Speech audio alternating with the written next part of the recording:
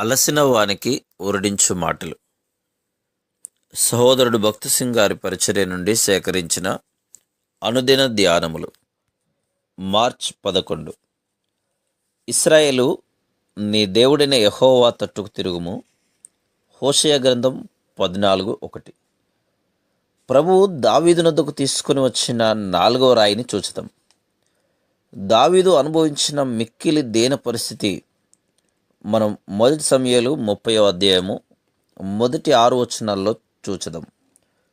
ప్రభు అభిషేకించిన వారిని ముట్టకూడదని దావీదుకు తెలుసు.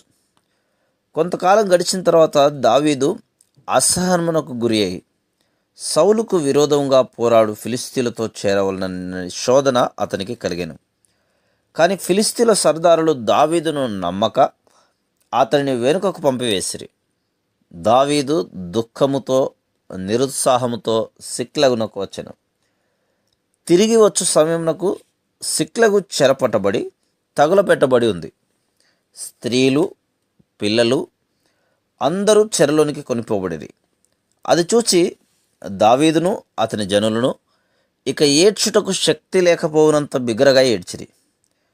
కొంతసేపు అయిన తర్వాత ఆ జనులు రాళ్ళు రువ్వి అతని చంపుటకు సిద్ధపడిరి.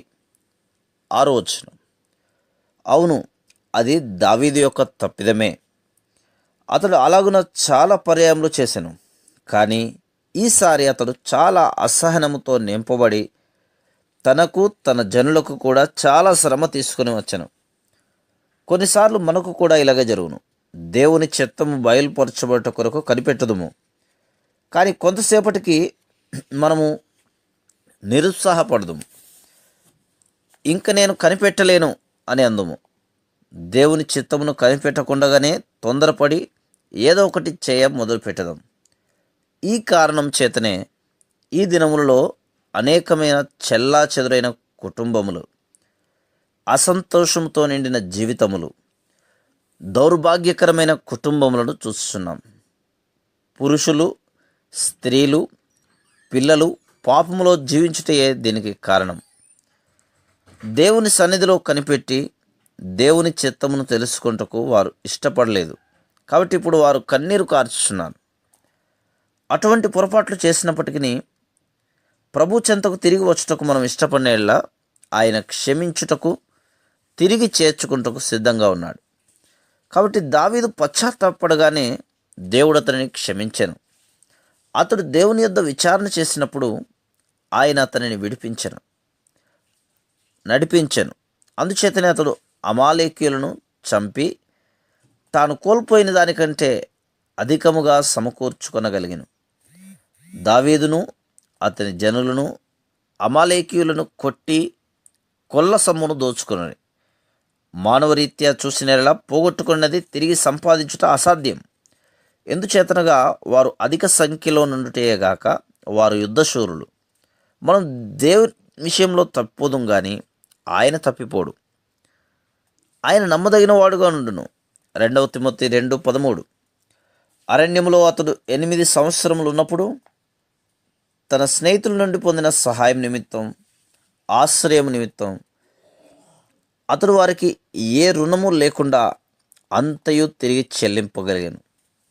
దేవుని బిడ్డగా తనేళ్ల వారు చూపిన దయనంతటినీ జ్ఞాపకం చేసుకొని తనకు అవకాశం దొరికిన వెంటనే తీర్చివేశాను. మనలో కొంతమంది తెలివిగా అప్పు చేయదుము, దాన్ని మర్చిపో విషయంలో కూడా ఆ తెలివిని కనపరచదు.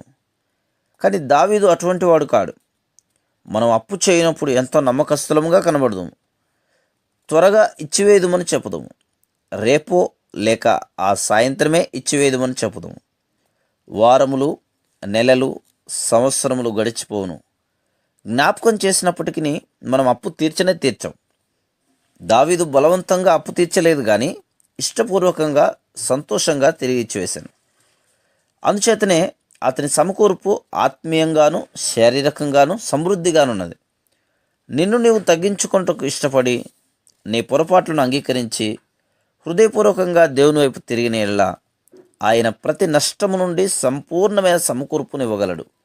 ఇదియే ప్రభు మనకు ఇవ్వగొరిగిన 4వ రాయి. Praise the lord.